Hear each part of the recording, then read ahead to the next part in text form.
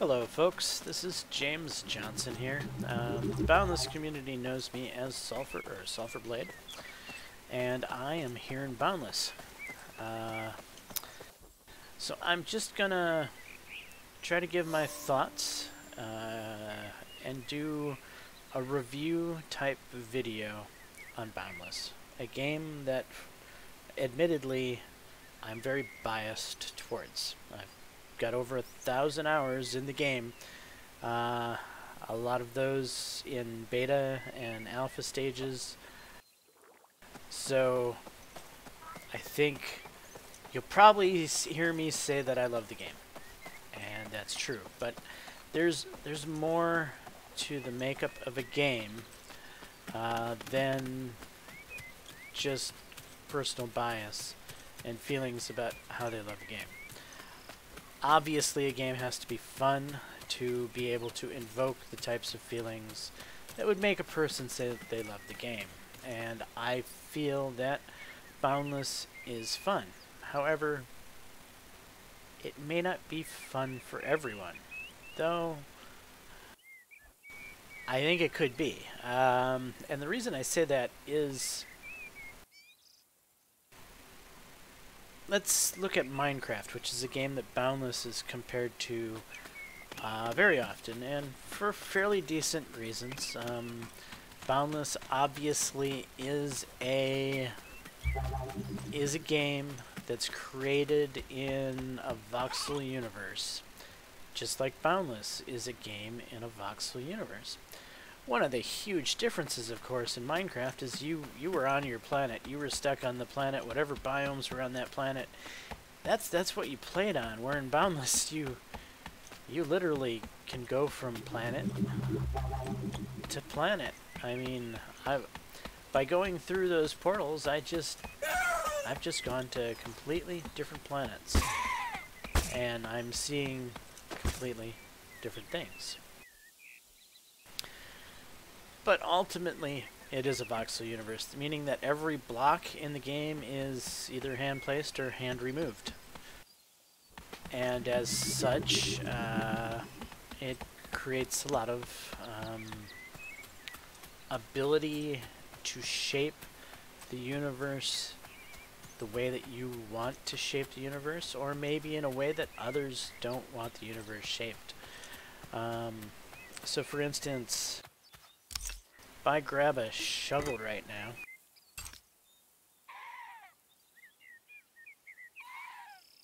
or a chisel. If I grab a chisel right now, and I hit the ground, well, I've just chiseled the ground. I could go chiseling crazy here, and this might not look pretty to people. In fact, people might hate this. But I'm affecting the universe in a way that is actually making me a fair amount of XP, as you just saw. Wait. Let me check something here. Ah, crap. Oops. I just pulled a Javita. Okay, what I mean by that is, so I'm a member of Portal Seekers, and that's a Portal Seeker gateway, and so I have permissions to actually break these blocks, and I was not realizing that at the time. And so if I didn't have perms, I would have never been able to do that. And that was going to lead into a different point. If you don't want the universe trashed around where you live, then you make an attempt to protect the area around where you live, meaning you beacon it. And that's what we're looking at there. I just brought up beacon view, and as you can see in beacon view, this area here, outside of the beacon, if I wasn't a part of the beacon, if I didn't have permissions, you know, anyone could have done this here. But over here, not anyone could have done that, because not anyone would have had perms. I happen to have had perms. And so now I'm going to have to spend some time to fix this, because I just made, well, okay, so let me check something.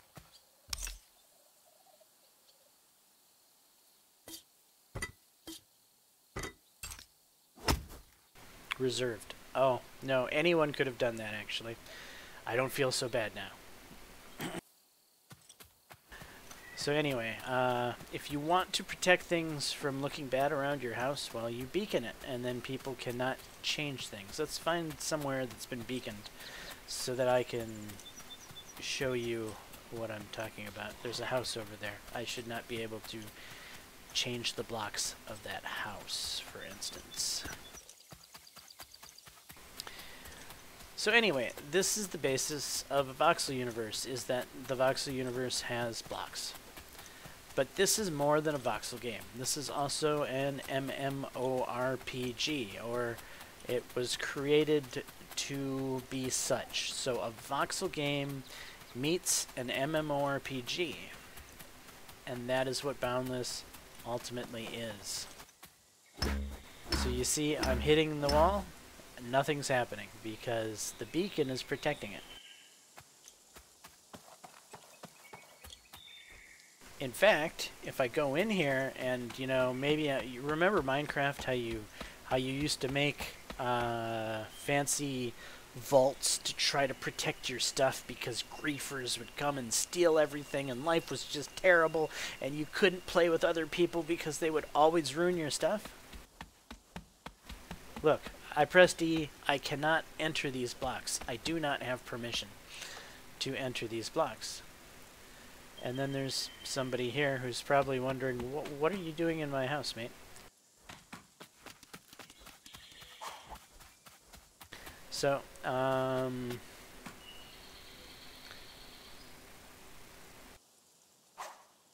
he's probably not going to talk. So let's just leave so that I can continue on with this review. So we have MMORPG versus Voxel Universe. So from a Voxel Universe perspective, I think Boundless is amazing. You have so many multiple planets. When I have beacon view, see how there's you can see the density of plots that have been taken on a planet. You can see where people are building by looking at another planet.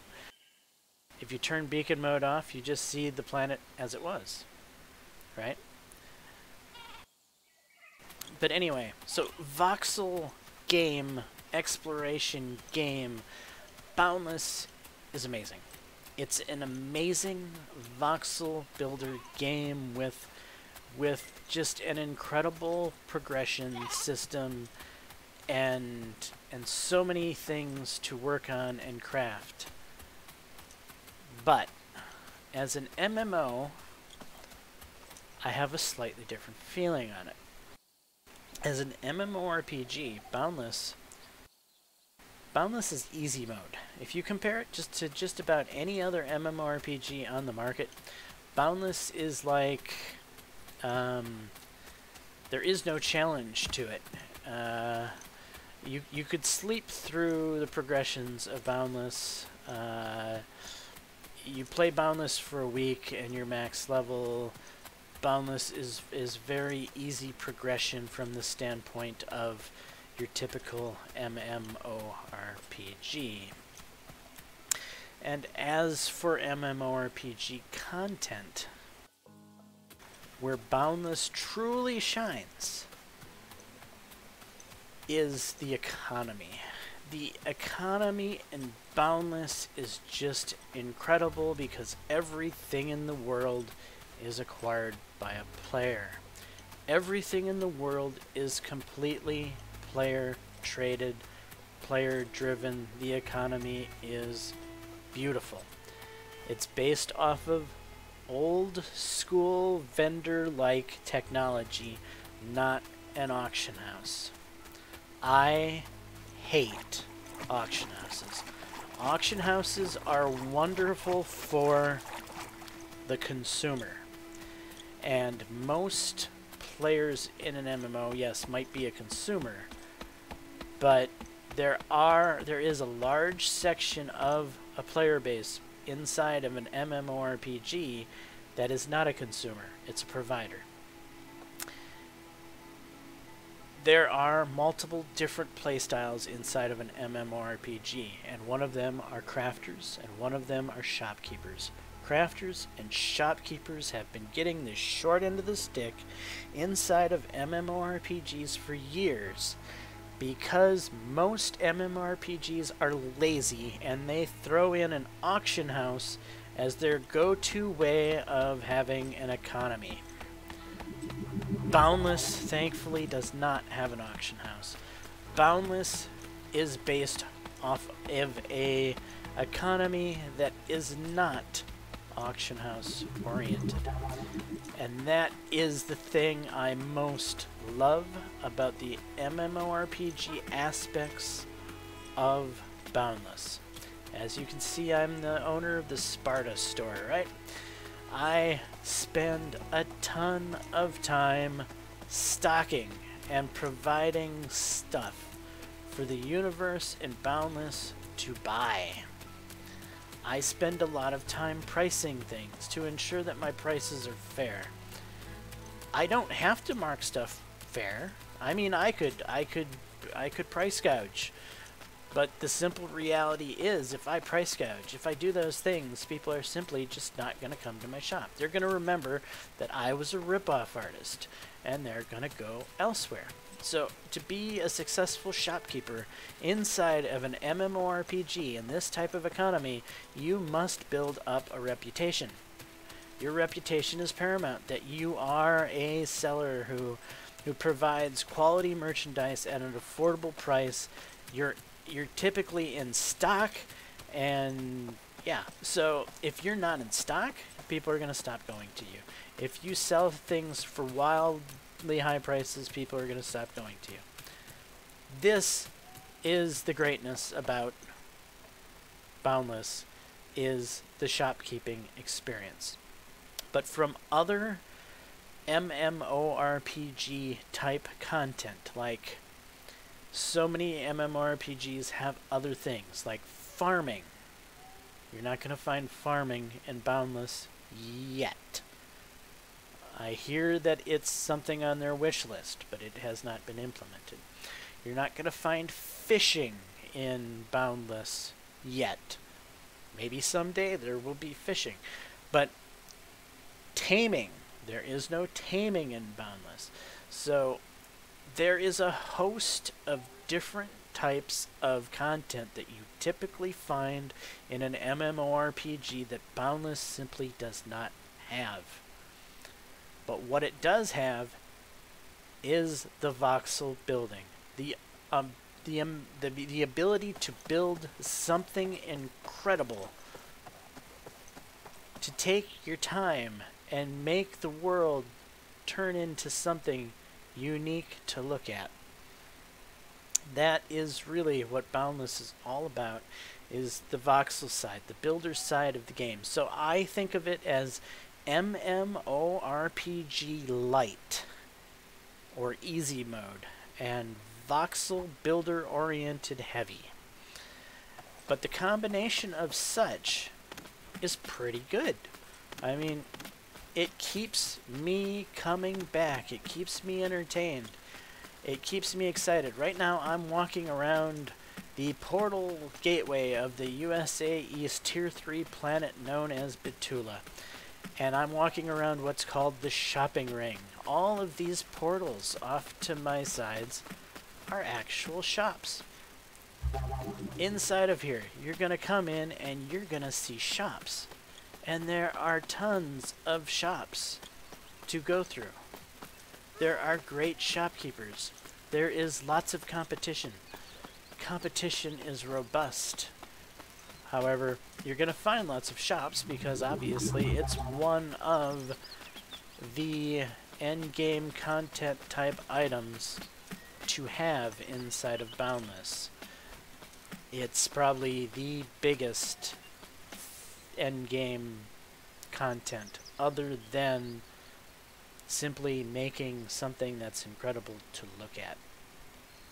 So if we go into Miner's Delight, which is a shop I just happen to know is inside of the Aquatopian Embassy. Aquatopian Embassy is one of the largest cities in the game.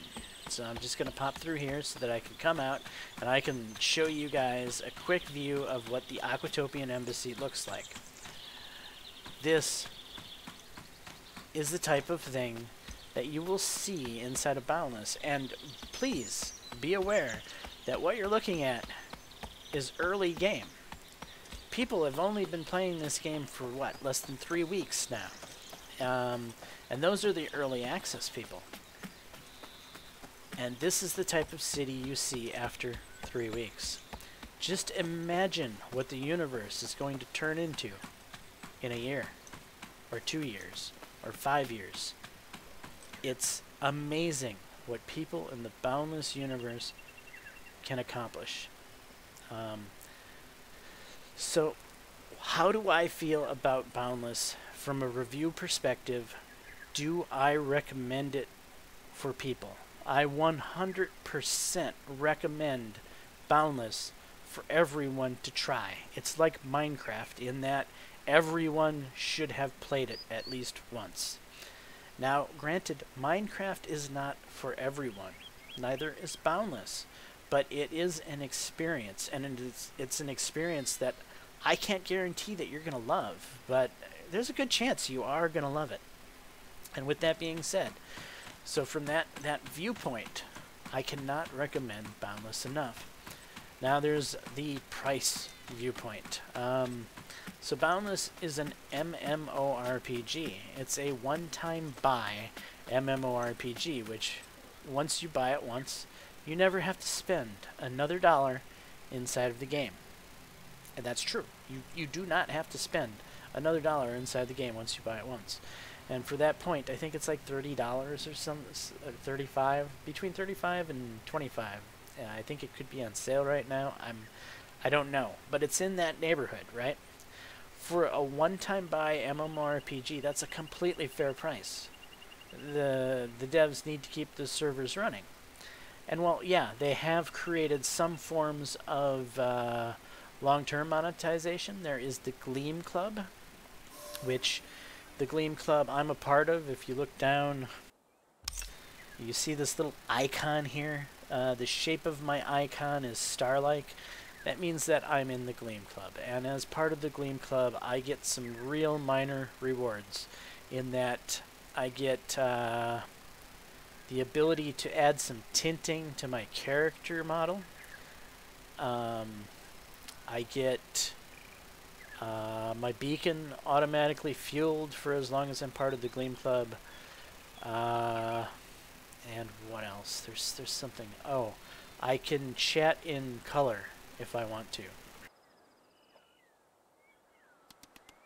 So instead of saying hello in white, if I put in a hex code, I can put in the hello in whatever hex code I put in.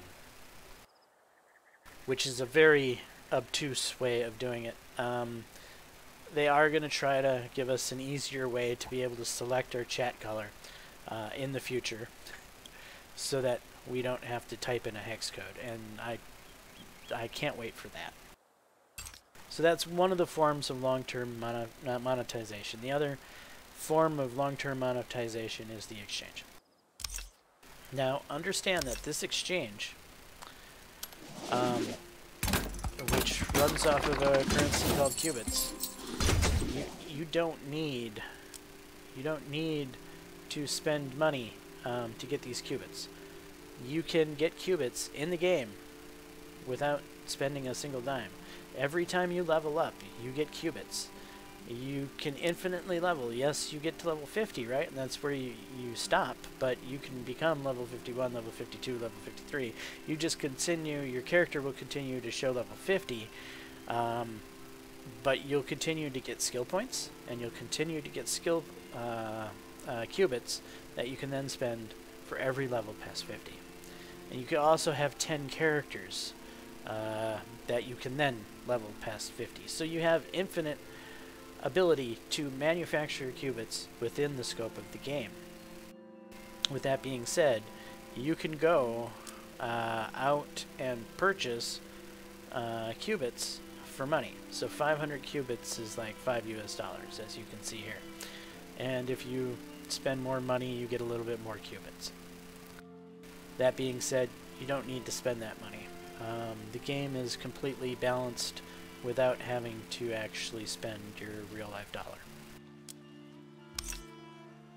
So from a pay-to-win aspect, this game has gone to extraordinary measures to not be pay-to-win.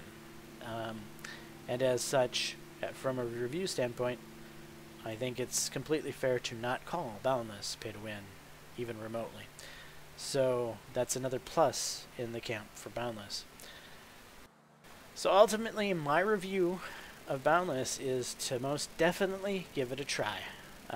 It's, as another streamer I was watching recently said, this is not a game to sleep on, and I completely agree. It's not.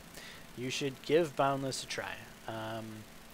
You will not be disappointed in the game that you find.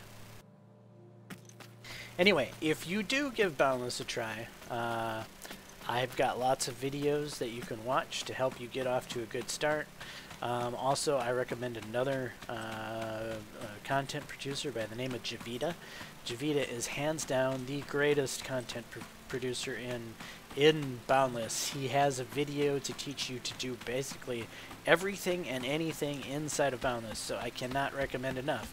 If you are excited about Boundless, you want to give Boundless a try, go watch Javita's videos, and it'll help bridge your lack of knowledge inside of the game and help you to get up to a faster start, as well as I have videos to help you do that as well.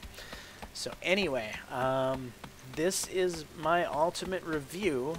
As another streamer known as Worth a Buy, his name is Mac, he will ultimately give a thumbs up or a thumbs down in a game, and he will say it's worth a buy. Well, Boundless is worth a buy. So please, come support Boundless, and have a great day.